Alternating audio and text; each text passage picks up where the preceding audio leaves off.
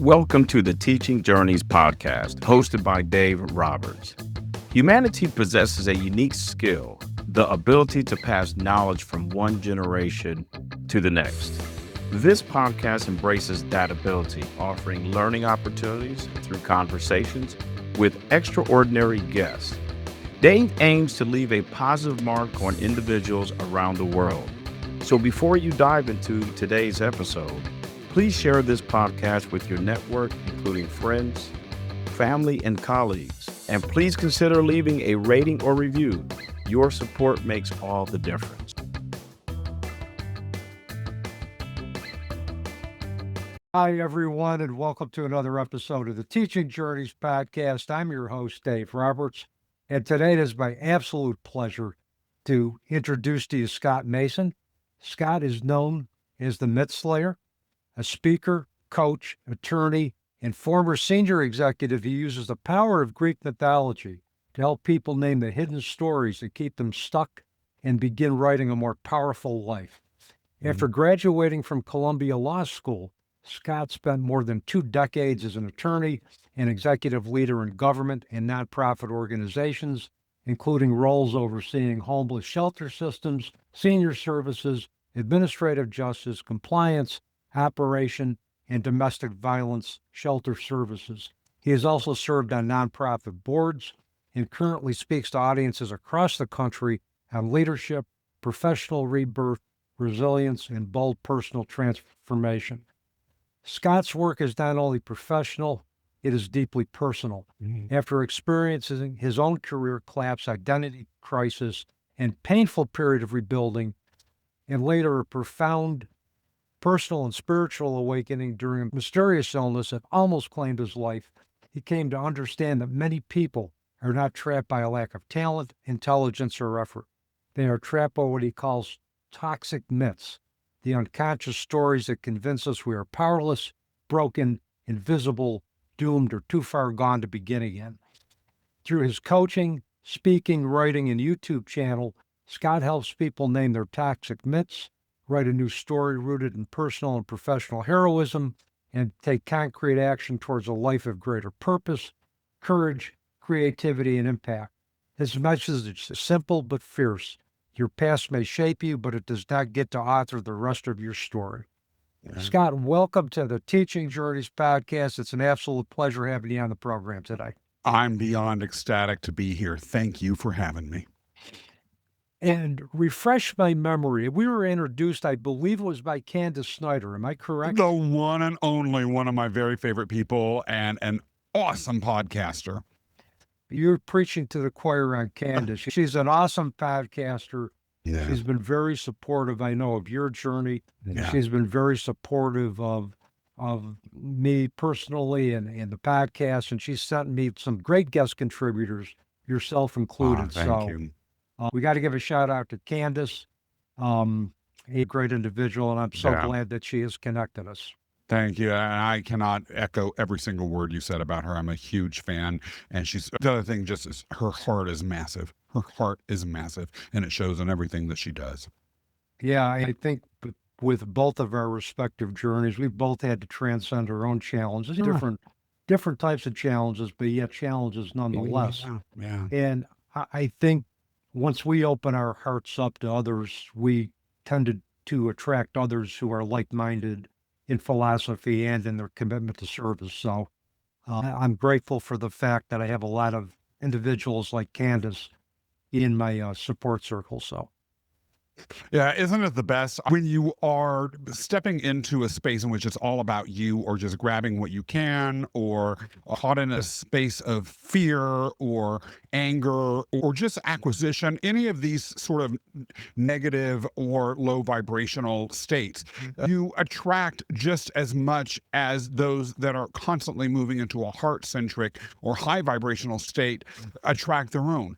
And it can be cool particularly when it comes to acquisition or status or external validation, having that sort of attraction come to you can lead you to get some cool professional notches on your belt. You may get a lot of money, but at the end of the day, who are you around? At some point, it matters, at least to me, who I'm hanging around with, what is in my space. Like, is it really all that fun when I'm not working or when I've deposited that money in the bank to be only around people that I don't trust or that I don't like or who don't really care about me except for what they can get from me or who will turn their back on me in a minute? No, it's the worst. I didn't really understand that until I made a transition into a more intentional way of being, presenting, and setting my mind. But looking back on it, going back to hanging out with the nasty people, I don't know that I'm going to be doing it anytime soon. Yeah, I hear you on that. And, I don't have nasty people in my circle. Before challenge hits us, we measure abundance maybe very one-dimensional, Oh, accumulating material wealth, promotions, status. But then when personal tragedy, particularly those type of tragedies that I think alter the way we look at the universe, have changed the way our priorities, our values, yeah. we measure abundance differently. It's like, for me, abundance means having enough money to be comfortable and take care of my bills and have enough spending money. But now abundance is abundance in a relationship, abundance in purpose, in being just filled by those people who I can learn from and who can fill my soul. It's so true in your darkest hours. And some people never really have a dark hour until the very end. But I would argue that that's probably an exception to the rule. Almost everyone has periods of darkness and loneliness and pain and suffering. It might be physical suffering. It might be grief that you talk about a lot. It might just be career collapse, or it might be family issue. It could be anything. Who you are around really does matter. And to the extent that some people, and it's not everybody, but some people feel called by a specific mission, the additional level of abundance goes as to whether that you're bringing into your life is in one way or another furthering that. Yes. You are not going to attract, for instance, let's say you have a message or a product that you want to put out into the world, or some other activity that you want to do that you really feel is your divine purpose and why you're on this planet and it will help people. If you have absolutely no abundance at all, you're not going to be attracting things like customers or allies, because people generally don't align themselves with things that they view as in starvation mode or as failing. So I understand the need to have some semblance of financial and material and status success to be able to drive whatever it is that you're trying to do. But when that becomes the means in of itself, it's actually a very, very sad space. And although it can be easy to forget that when you are in an area where people, or in a space in your life, or maybe just a neighborhood, driving through a fancy suburb where you see financial and material abundance everywhere, that is in a way an illusion and a mindset that we put ourselves into accepting, and we can easily reject once we are recognizing what's actual reality and what's just our perception. Absolutely. And what teaches us the difference between actual reality and our perception is what happens to us in between reality and perception.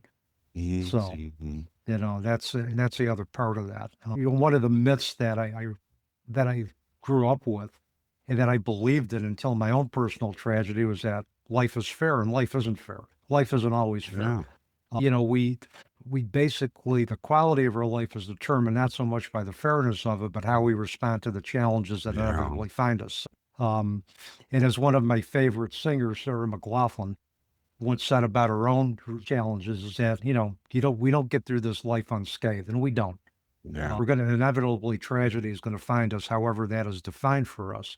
And it's how we respond to it or transcend it that determines the quality of the life that we have moving forward. So It's interesting. In the past couple of months, had a series of speaking engagements that were professionally very important to me. And about 3 weeks before one of them occurred, I woke up feeling as a very severe pain in my neck, and it wouldn't go away. And it was so severe that I was having problems sleeping, and I couldn't turn my neck one way or the other. I had next to no range of motion, and I was taking medicine. I went to the doctor, this, that, and the other. It turns out it was just a very severe neck muscle spasm. But those things, a lot of times there's really nothing that you can do for them except maybe buy a different chair, which may help it resolve over time, and take painkillers, but painkillers weren't working. It really is one of those things that you just have to let self-resolve. And that self-resolution can take months sometimes. And because I wasn't getting any sleep, and because of limited neck motion, I was very concerned about whether I'd be able to make these speaking engagements. They involved traveling to other states. They involved rehearsing that I was not, really awake enough during the day to be able to do effectively.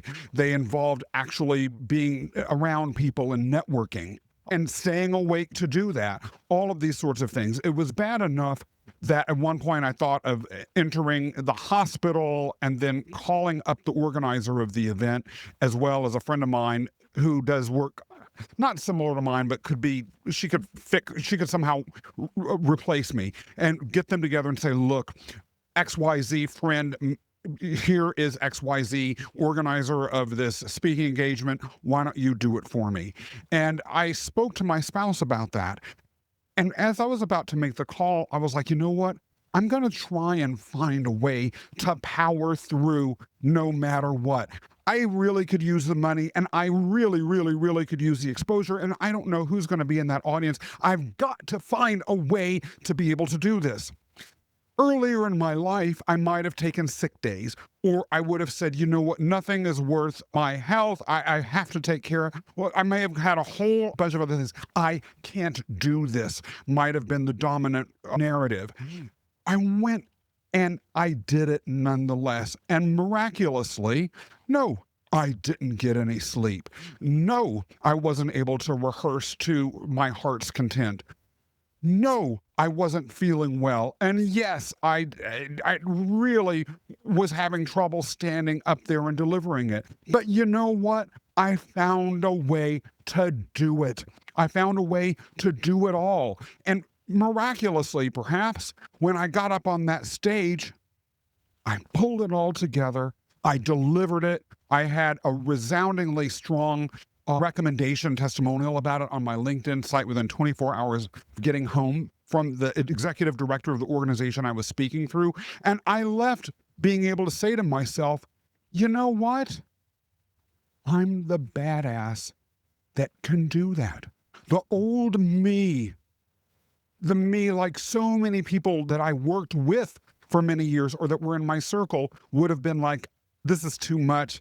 It's not worth it. I told myself all of these myths of the sort that you were talking about. The shift has infected everything that I've been doing since. And that, I think, goes back as to something you said earlier that I have to say was brilliant. The gap between perception and reality. These myths can be shattered. We can be something different. We have to take the steps to do them. Yeah, exactly. And tell our audience how you became the myth slayer. What was that journey like? You went from lawyer to the myth slayer. So there's had to be a lot of interesting steps within that. So tell our audience a little bit more about that journey, Scott. Thank you. First of all, for my many years in practice as a lawyer and a senior executive, I knew something wasn't right all along, and I tried to suppress it. As we were talking about a little earlier, I was driven by a desire to succeed and prove myself. I grew up in rural Kansas. My mom worked for a dog food factory. My dad worked for the Highway Patrol. It was not a glamorous life that I grew up with, and it was not one where there were high expectations for people. So I wanted to prove that I was different, that I could rise above expectations, that just working in another factory, hey, not that there's anything wrong with working in a factory. A lot of people have done amazingly well for themselves. But for me, it didn't give me that sense of connection to who and what I was and what I wanted to be inside. Rather than having the tools or figuring out ways to figure out what that might be, I channeled that energy into a drive to make money, to have status, to have power, authority, and control. And so I advanced to a quite high level within government of New York City, as you mentioned earlier in the bio, and then later in the nonprofit sector, had a resume that anyone would be proud of and made good money. And hey, went on glamorous vacations and all that stuff. But by virtue of the fact that I wasn't living true to who and what I am inside, I started to pay the price. As I mentioned earlier, and as you mentioned earlier, we attract those that are like us. I viewed people transactionally. Can you get me ahead? How so? Let's align. We'll be quote unquote friends and move each other forward. I had ego-driven desires to achieve things. Now, they ended up being things that were for the public good, so I don't have any regrets about the outcomes of them. But the ways in which I did that, I was super power hungry, super control oriented, and living that way caused me to physically blow up into this massive, monstrous looking male that was filling a room in a way that was dominating, that was oppressive or even frightening to people. I had health problems because of that. I had constant stress. I developed rosacea all over my face. My breath was really bad all the time. I had things like tartar and plaque on my teeth that were almost impossible to get rid of. I really think, again, they were physical manifestations of the monstrousness that I was indulging in. Only when my career abruptly ended did I have to begin to face the truth about what I'd been doing, begin to open myself to different possibilities, and then a long journey into what became the Myth Slayer that was much more heart and spirit centered, much more self-critical, and gradually willing to let go of the approach that I'd taken to the world was beginning to happen. And with that were the trace elements of the Myth Slayer, who later found his way through other heartache, pain, and collapse, but had to start somewhere, and that's where it all began. Yeah, it's amazing, Scott. We talk about the mind-body connection, how our thoughts, how the image that we portray, particularly a toxic image, how Yeah. that manifests in terms of physical ailments. And there's a book that was written probably in the late 90s, but has relevance now. It's called Permanent Healing by Dan Condren. And he's a physician who talked about how our thoughts influence physical ailments that inevitably occur and how we can change our thoughts, or specifically the specific thought we need to insert in order to learn how to self-heal. Now, he doesn't discount the importance of Western medicine. This could be something in addition to, but he has a whole glossary from like psoriasis to kidney issues to liver issues. And he talks about the specific thoughts that impact those physically and what you need to do to change those thoughts to improve your physical health. And the older I get and the more research that I do, I believe that there's that mind-body connection, and how we think influences how we feel. And I mean, obviously, that's one of the first things that hit me about your journey to the Myth Slayer, was how that image that you created really just resulted in a lot of really toxic physical issues. Absolutely.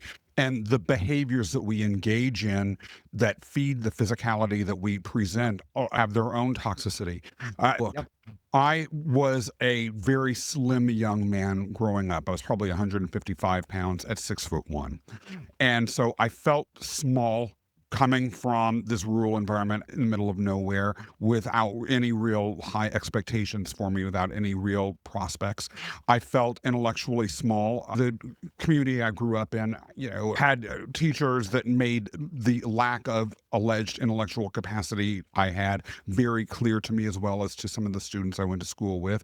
And I felt physically small because I was so slight.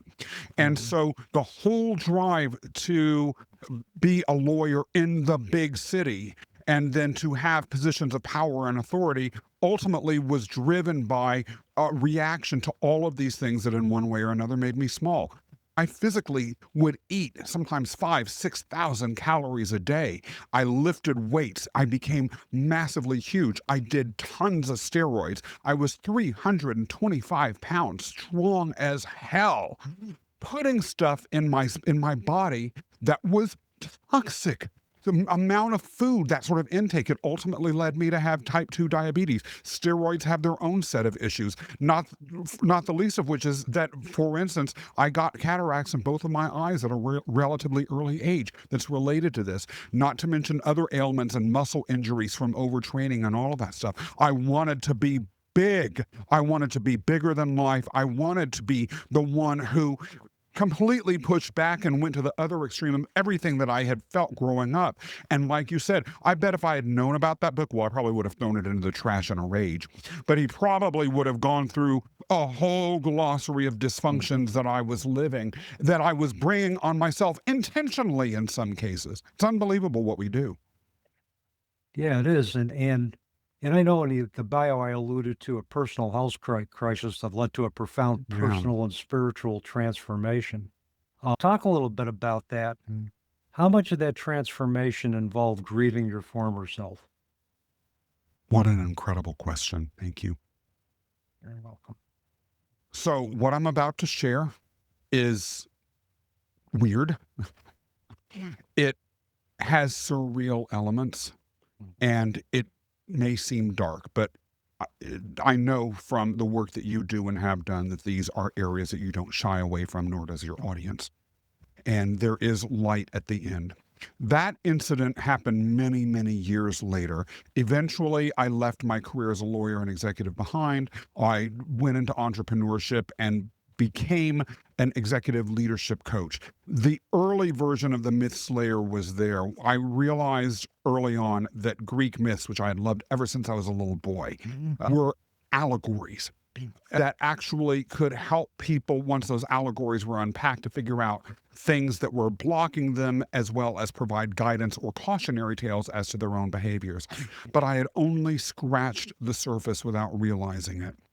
The thing that changed was exactly what you just spoke about. One day, I was healthy, fit. Between the period earlier with the steroids and the size and all that, I had lost like 125 pounds. I was in good shape. All of my readings were good. Diabetes had been in remission for over 15 years with no medicine, all of that sort of stuff.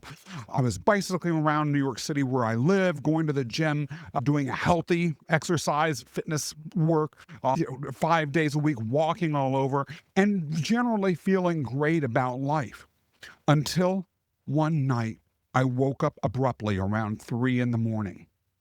and felt as though an ice pick was stabbing at the base of my skull over and over again. Now, there was no ice pick stabbing at me, even though I could literally feel that metal slicing through the flesh and piercing right the core of my spine. Over the next few days, symptom upon symptom began to pile on me. I started having headaches. I started having aches over literally every muscle of my body. My joints were in pain. I lost control of my body temperature. 1 minute, this was in June of 2023, I would be so cold that even without the air conditioner on, in heat and covered with blankets, I'd be shivering. The next minute, I'd be so hot I could barely contain myself. I lost the ability to focus. Then I stopped eating and I stopped drinking. I lost, in about 10 days, probably 20 pounds. And then I woke up, well, I started sleeping. I started sleeping 16, 20 hours a day. And when I slept 20 hours in particular, the day before what I'm about to describe happened next, I had what I call the dream. Now, Dave, I know the difference between a dream and reality. I don't confuse the two. Yet, what I call the dream felt real. As I talk to you right now, I remember the dream as if it happened yesterday. And when I had it, it was not following dream logic or dream chaos. It wasn't like that at all. It was like the veil between reality and the dream world had gone, and they were identical. In this dream, I was in a series of connected mansions. These mansions each had arches between them, between the rooms within them, and then between each other. So you could easily just walk from one room and one mansion to the next. And the mansions were beautiful. They were stately. They had grand pianos in them. They had Turkish rugs and gigantic marble fireplaces with pictures of patriarchs above them, and spiral staircases, as well as floor-to-ceiling bookcases in every single room. And as I walked from room to room and then mansion to mansion, I would go to those bookcases, but they didn't have books in them. They had baseball cards. They were each stuffed top to bottom with baseball cards. And I was going from room to room pulling out the baseball cards. And every baseball card was identical. They each had the words in big bold letters, "Your number's up." And then my head shot. I woke up from that dream with a start. I wasn't able to walk or stand. Was rushed to the hospital, in and out of consciousness. No one knew what was going on. I was tethered to a bed and put on medication. The first night I was there, which I don't remember, my husband took a photo of me. I looked like hell. And I asked him, "Why did you take that photo?" He said, "I didn't know if they allowed photos in the morgue."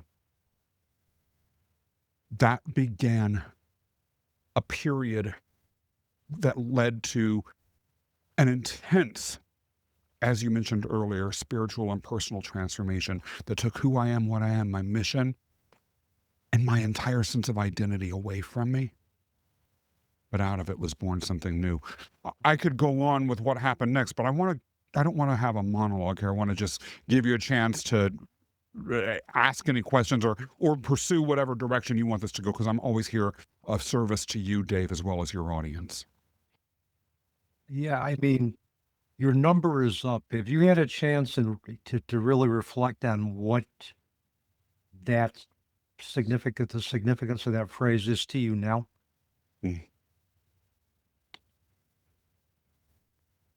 When I woke up the next day after I was in the hospital, I remember speaking to a doctor, and I looked at her and I said, "Am I going to die?" And she said, "Scott, I don't think so. I think we're going to somehow figure out what this is and pull you through it." And Dave, I burst into tears. And I told her, "I don't think that that's true." And I told her about the dream. I told her, "I think my number's up. I'm going to die." I do think, looking back on it in reflection, that it was telling me that I was going to die. And I did die. Just not in the way I thought. But behind what you're saying is another way of looking at it, which I have come to think about over time too, which is your number's up. It's your time. What this whole experience did, especially some things that happened a little bit later, was open my eyes, my heart, and my spirit to standing up, right? To holding the baseball bat, and when the baseball came, being able to swing, to be able to look at whatever number might have been on my metaphorical ticket and understand I'd won the lottery. In the moment, I couldn't understand that. Now it's a different story. And if that's what you were implying, I think that this is the true gift of reflection and thinking about the messages that these sorts of experiences are bringing to us. Well, and the other thing too, your death was a death of those qualities and characteristics and parts of your personality that no longer served you and were no longer going to serve you as you walk into your next phase of your life as the myth slayer. Yeah. I've had dreams about death, but not necessarily a physical death, but it could be the death of things that no longer serve me. Yeah. I've probably died 1,000 deaths because in my own journey, I've realized that there are characteristics that I can take with me, pre-tragedy that are going to serve me well, but there are others that are not going to serve me well, and they just morph into something else that's going to serve me, in the reality that I'm living in now. And I mean, I think as we grow, there are parts of us that are going to die. And there are other parts that are going to resurface and grow based on the challenges that we're experiencing or based on the life chapter that we need to negotiate. So basically, it's a rebirth. And that dream, in a sense, if that were my dream, I would think it's a rebirth for me into a self that is going to be something that's going to leave an impact on the world. And it all started from, just profoundly where you thought physically you were going to die and now you're thriving. And, and I think that's pretty cool. And these kind of stories I can listen to all day, Scott. Yeah, I'm glad you have an opportunity for people to share them, because while they're not totally universal, they're common enough that people that go through them or may be going through something may still derive meaning from them, even if their own journey from one metaphorical room in the mansion to the next isn't as extreme or dramatic. Yeah. Carl Jung talked about his work in dreams. He talked about tapping into the collective unconscious of humanity. We can do that at any time. But the other part of that is for individuals out there that are science-based to believe, well, I have to be able to experience it tangibly with my own five senses to believe that it's real. Understand that there are some things that are real that science can't explain. And as a good friend of mine, John Turk, who wrote a book called The Raven's Gift, he said something to the effect of just sometimes you just have to behold the magic of the universe. Don't question it. Just understand that there's magic in the universe that can inform behavior without a scientific explanation for it. At the end of the day, that's what the experience that I had in the hospital and afterward was all about, particularly vis-a-vis my work as the myth slayer. Yep. Go ahead, please. No. I was going to say, when you're done, let's talk about your work as the myth slayer, particularly the role of like ancient myths, that in terms of your coaching, in terms of how you and why you see ancient myths as being really important to help individuals, I guess for lack of a better way to put this, find their true selves or find their true calling. I think that maybe just stepping right into that, myths superficially had the purpose that I mentioned earlier and that I was using them for in my coaching as allegories or parables. And I don't want to diminish the value of that, particularly those that are highly scientifically oriented or highly empirically oriented.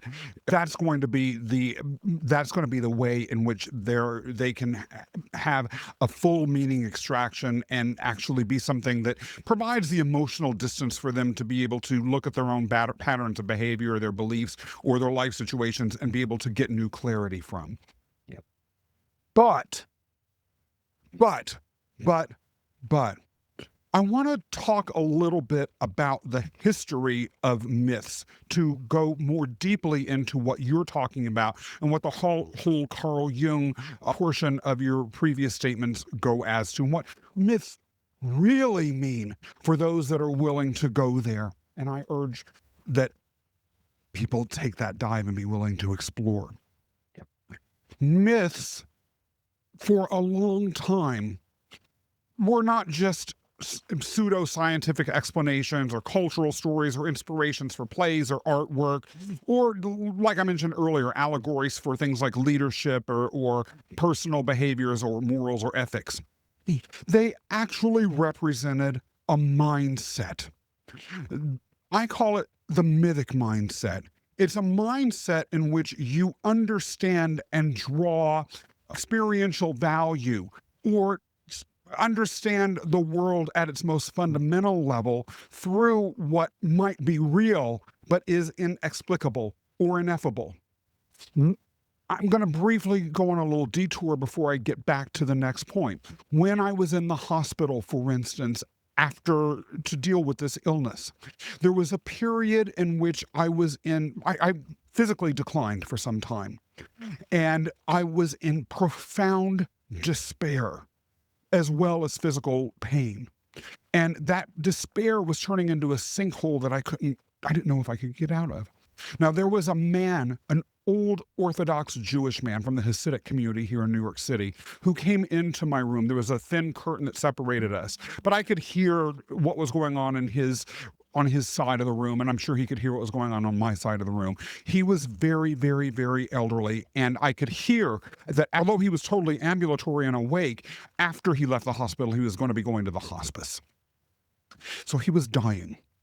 And every night, men that I later found out were just random members of his community who had heard someone was sick would go and surround his bed, and they would start to sing. I didn't understand this language, or if it was a language at all. It was just them sort of singing in harmony, these syllables that made no sense to me. And it was different men coming in every night. There wasn't any consistency. The ineffable, the inexplicable. When I started to hear those songs, it was as if they created an orb that was surrounding that man, but expanded and filled the entire room, including me.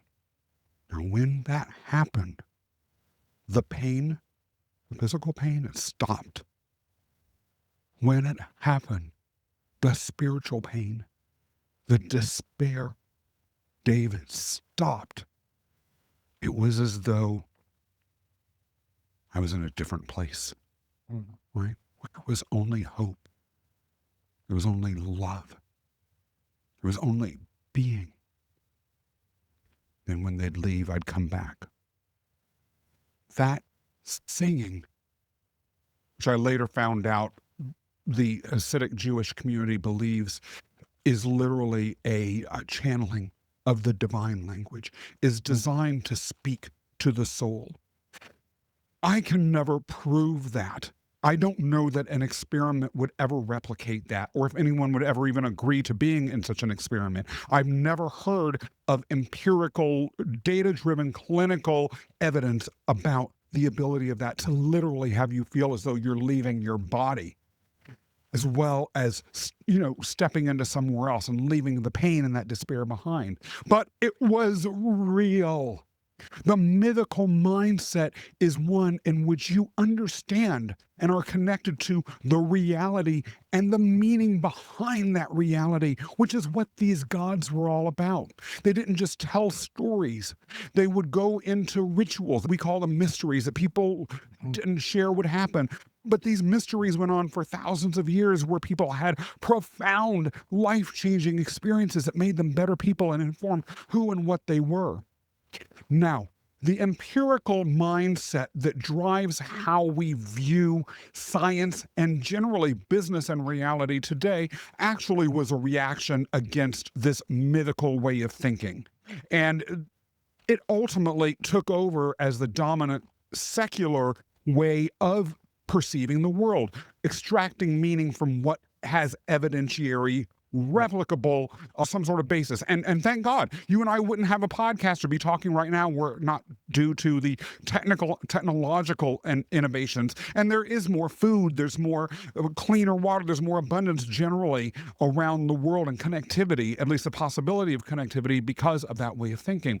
But the mythical mindset got trivialized and swept down to such an extent that we've lost it. And so really, when you think about myth, when I work with clients that are truly seeking to connect to that thing, I call it the call, that is something that's greater than them, that they know is there. They don't know how to touch. They can't express it. They're afraid people won't take them seriously. Myths, understanding the mindset that myths represent, is a way to connect them there and begin to take them into what I call the space of connection with the inner Olympian. These gods, I would argue, no, they don't really exist, and the ancient Greeks knew that. We have evidence that they climbed Mount Olympus looking for the gods and found that they weren't there. It wasn't relevant. The gods and goddesses are symbols of who and what we are at our greatest. Connecting with that symbolic representation of who you are without regard as to whether there's any evidence or any proof outside of your experience that can back you, is what the mythical mindset is, and really is, to me, what myth is all about. There are a couple of things that kind of struck me as the relevance of the ancient Greek philosophers even today. We Yeah. talk about signs from our loved ones. We talk about spirit visitations. Back, I think, in the early days of the Greek philosophers, there was documentation of walkers between worlds, and there were a couple of Greek figures that would walk literally between the afterlife or the spiritual world, however you Yeah. conceive that, the physical world, and they would report what they saw in the physical world, and they would also help usher those souls from the physical world into the afterlife. And so they walked between worlds, literally. So this isn't anything new. It's Yeah. just that we've been so focused on evidence-based data that we forget the mystical stuff and the mythical stuff that can also inform who we are. And for you, with that experience you had at the bedside where you saw this orb of light, I'm thinking one, you felt you were out of body. That's very typical of a near-death experience. Yeah. And I think whatever was going on in that room, you had a community that basically was able to channel energy from another realm to you that basically just helped get you over the hump. And I think we talk about it takes community to heal, but a community can be defined any way we want that. Oh, And yeah. we can eliminate the veil between the physical world and the afterlife or other dimensions to define that. So I think it's great. And I think and the thing is, and this is for my audience, well, it isn't whether or not it's real to them. It's what profound impact did it have on you? If it Exactly. had a profound impact on you, then it's real. And Yeah. who am I? Who is anybody else to question that? Our job is just to understand it, to celebrate it, and to just be thankful, that you are here to do what you're doing. There's a couple of things I have to say, having heard you make those profound and beautiful statements, Dave, and thank you for that.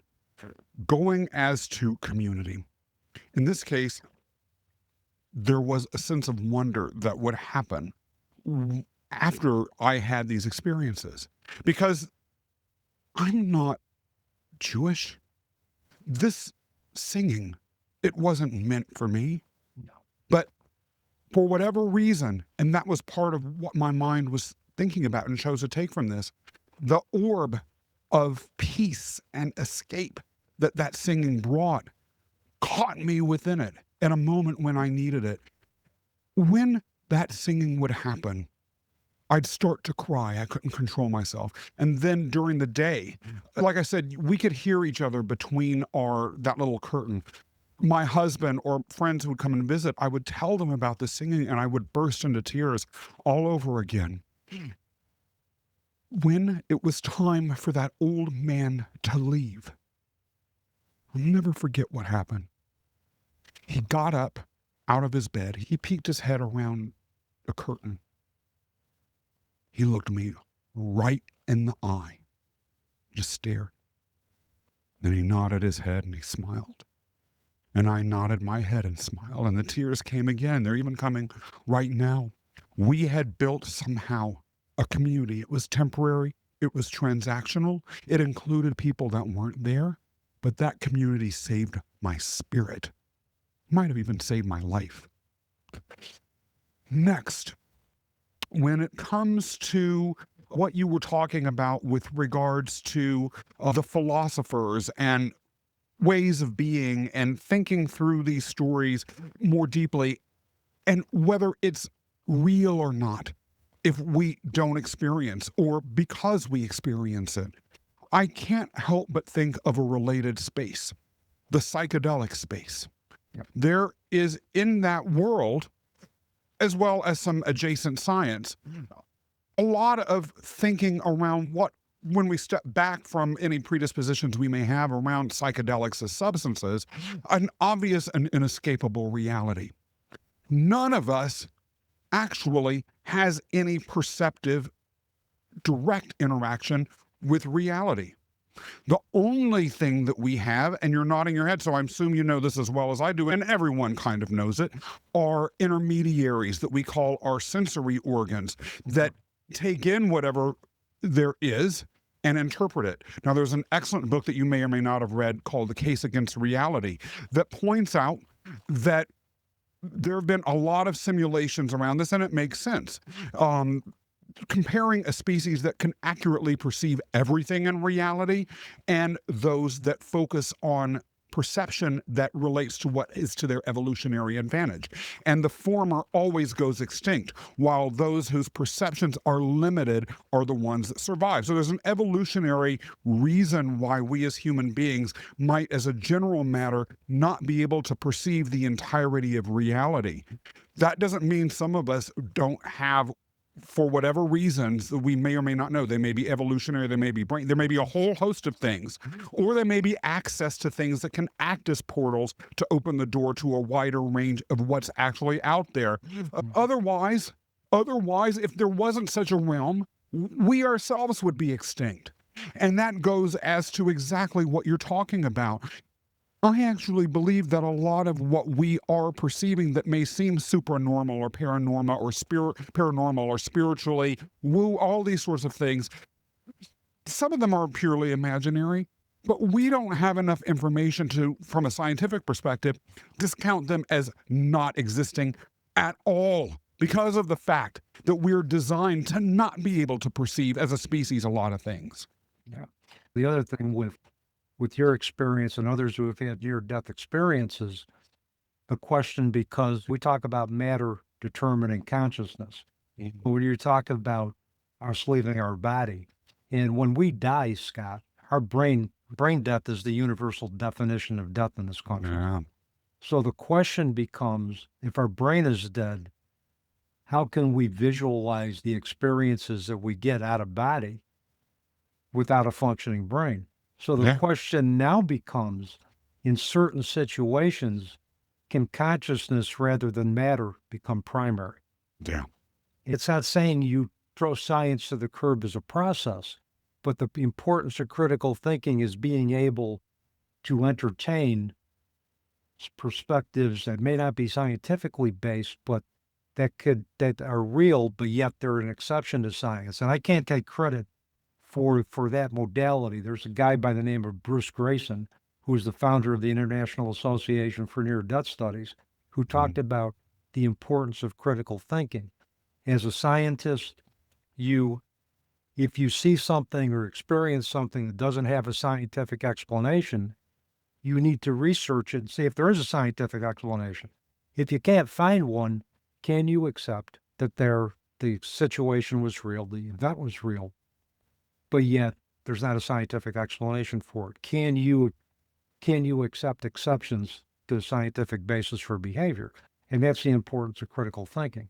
And what happened with you, what happens with others in your situations, we've had profound spiritual and personal transformations due to non-ordinary experiences. No. It's real. It ain't science, but it's real. And if you document enough of these experiences, it can become part of the scientific literature, because you document enough commonalities. You have to think and not question the fact that it's real, because it is.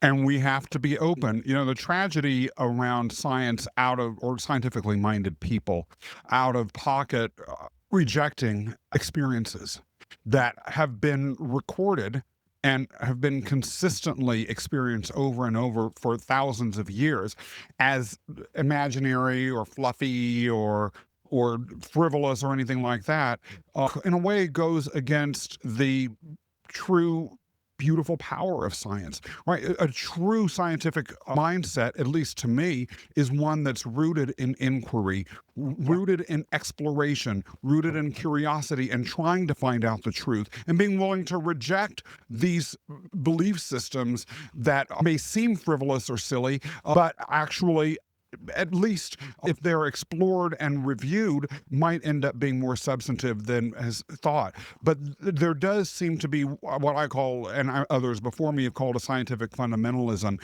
If this isn't something that we know about right now, or that we have any paradigm for framing a theory around, or that isn't something that can be externally measured, it's not true. The fact of the matter is, though, people who aren't caught in that fundamentalist, that scientifically fundamentalist mindset, either themselves or in their communities, see these things happen enough over and over and over that we see beyond that. And that's why it's my belief that the mythic mindset is never really going to die. And in fact, as we approach an end game as to what the empirical mindset has brought to us, there's going to be more and more opening to a resurgence in clarity and not doctrinaire or not rigid ways of thinking about the ineffable. Again, what I call the mythical. Look, we talked at the beginning of the hour about attracting what you are. And what did my story, as well as some of the examples you talked about, reference? Material abundance. Status, power, all things that are measurable, all things that are the pinnacle of what one might be able to view themselves as having fully embraced and fully dominated the empirical mindset. Those are all measurables. They all are essentially social versions of KPIs that you can attach to yourself.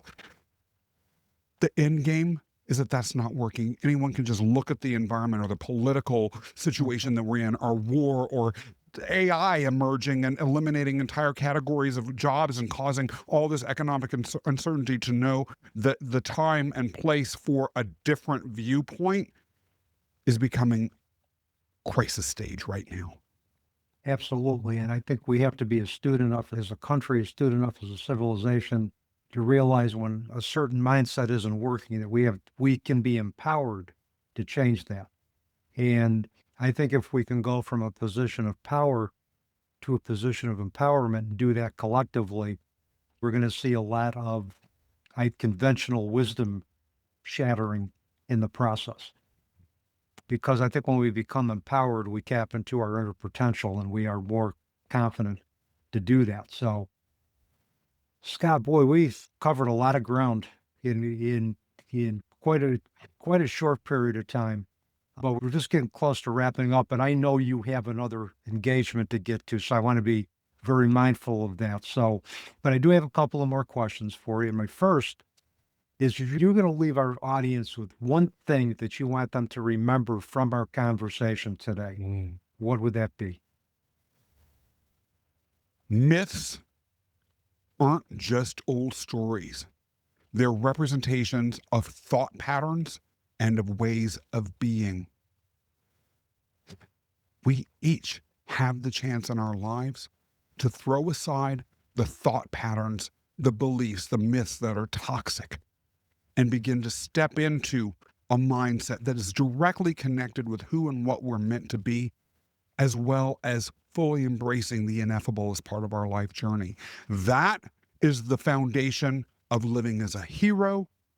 That's the foundation of you going into whatever your next chapter is, and truly having it be abundant, meaningful, bold, and leaving a legacy. I like it. I can align with that on all points. My last question: people want to get in touch with you, buy purchase your book, The Charismatic Olympian, which we didn't even get into today, and subscribe to your YouTube channel and find out anything that is related to you personally, professionally. What's the best way for them to do that? myfreedomrocks.com, myfreedomrocks.com. That's the hub. You can sign up to a newsletter I have that puts out weekly insights about leadership as well as personal and professional transformation, all through the lens of the mythic mindset that we've been talking about. Right there, you can also tap into my LinkedIn, Facebook, Instagram, and YouTube accounts there and find out about that charismatic Olympian book. Again, myfreedomrocks.com. And I'll make sure your contact information gets into the episode notes prior to us going live. Scott, thanks so much for just a wonderful conversation today. I truly enjoyed it, and I hope we can do this again in the future. You're extraordinary. Thank you. You're welcome. And with that, that's a wrap on another episode of the Teaching Journeys podcast. I'm your host, Dave Roberts, wishing you peace.